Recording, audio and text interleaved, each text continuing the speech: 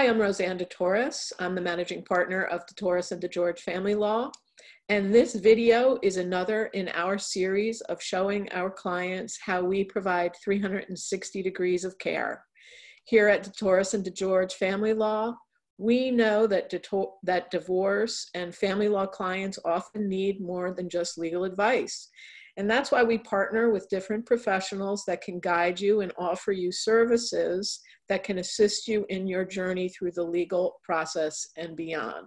Today, I have with me Gwen Packard. She's the Managing Director of Business Development with CRISP Insurance Advisors. Welcome, Gwen.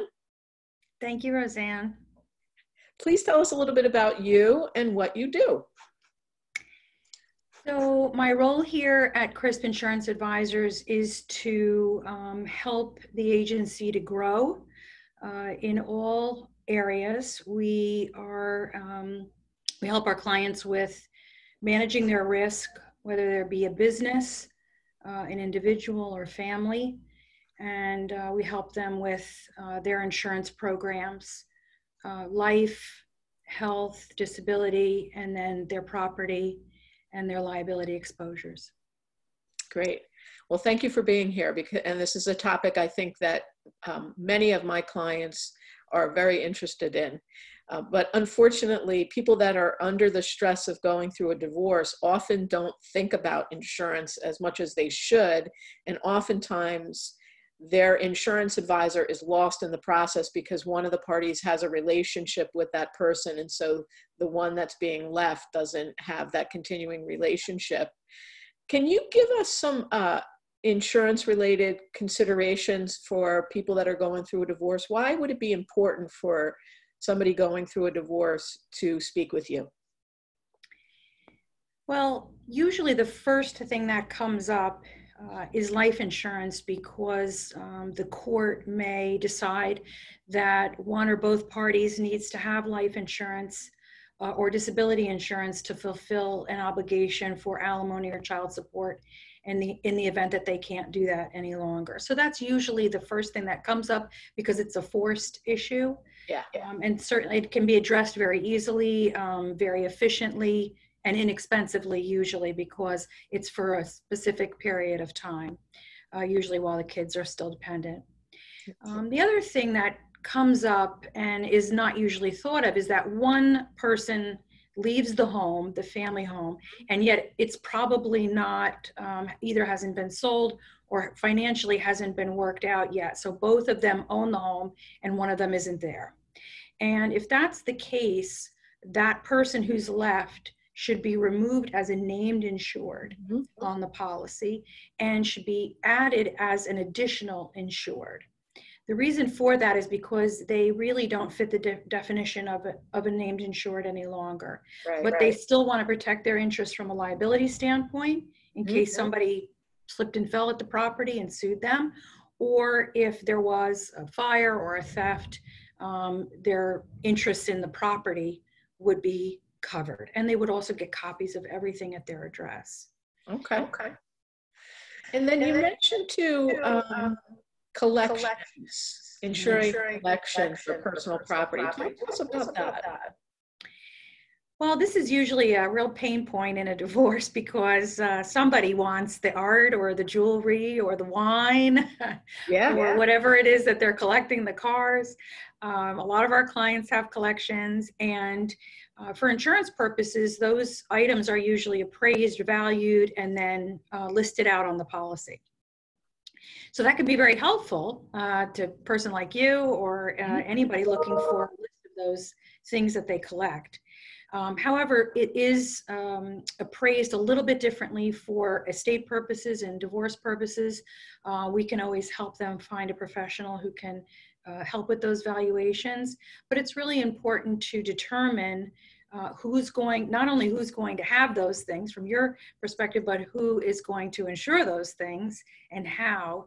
And we can really help in that process, because if we're already insuring those collections, we have a lot of information usually gathered on that. How is the valuation different for insurance purposes versus estate planning purposes, or in our case, distribution in a divorce? would say the main difference is that when a person suffers a loss, there's a theft, right, of a piece of jewelry. They want to immediately go and replace that piece of jewelry. And so the insurance valuation is based on that. Even a piece of art, right? It's not like you can go out and buy that piece of art and replace it immediately. So the valuation is usually higher for insurance purposes because it's very difficult to replace that exact item. For estate purposes, it's usually a little bit less. The valuation is a little bit less than it is for insurance purposes, usually because the whole estate is sold usually.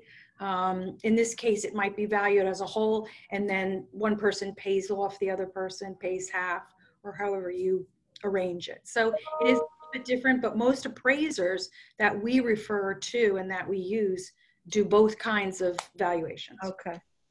And what about the auto policies? It's really important that especially once the divorce happens, that the auto policy is split up, either dissolved and rewritten into two different auto policies, or one person keeps the auto policy and the other person is removed and gets their own. And that they're not removed until they get their own. That's very important. But once that car is at a different location and that person's at a different location, again, they really don't fit the definition of a named insured, and they need to get their own coverage.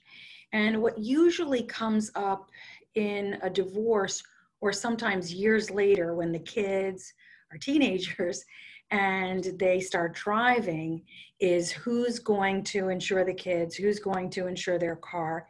And so that's really something that probably should get worked out if it's in the near future between the lawyers and the parties, because it can get very sticky. It's very expensive to insure children in their cars. Yeah. So it's a good I'm familiar with that. Right. So it's similar to college expense, right? Right. It has to be part of the thought process. And so it's a good idea to say, okay, who's going to have the cars? Where are they going to be garaged? What policy are the kids going to be on? Can we go back to the life insurance for a second? We were talking about how important it is for somebody who has to pay support to provide life insurance or disability, or both, to secure the performance of their paying of that support.